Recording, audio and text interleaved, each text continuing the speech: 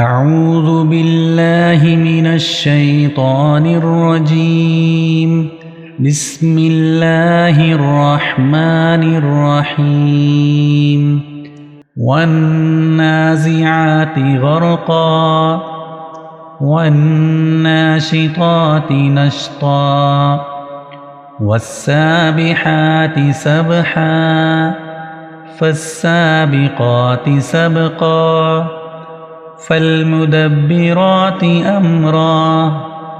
يوم ترجف الراجفة تتبعها الرادفة قلوب يومئذ واجفة أبصارها خاشعة يقولون أئنا لمردودون في الحافرة أإذا كنا عظاما نخرة قالوا تلك إذا كرة خاسرة فإنما هي زجرة واحدة فإذا هم بالساهرة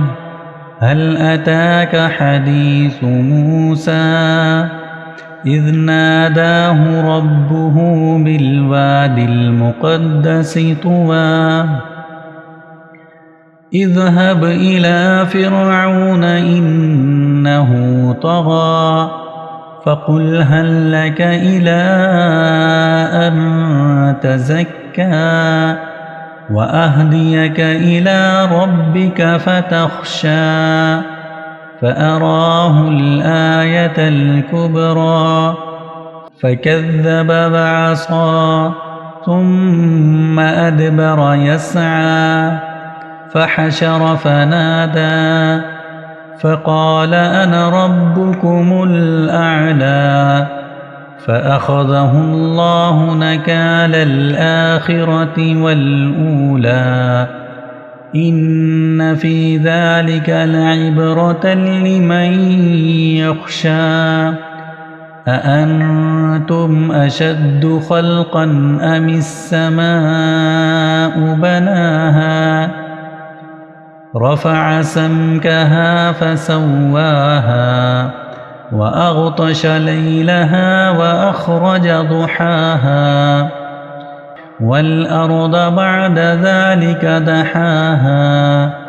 أخرج منها ماءها ومرعاها والجبال أرساها متاعا لكم ولأنعامكم فإذا جاءت الطامة الكبرى يوم يتذكر الإنسان ما سعى وبرزت الجحيم لمن يرى فأما من طغى وآثر الحياة الدنيا فإن الجحيم هي المأوى وأما من خاف مقام ربه ونهى النفس عن الهوى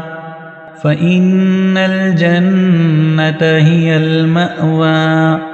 يسألونك عن الساعة أيان مرساها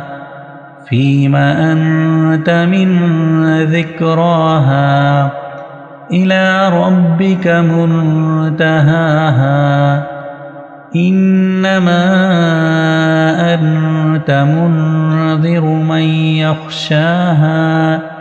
كأنهم يوم يرونها لم يلبثوا إلا عشية أو ضحاها.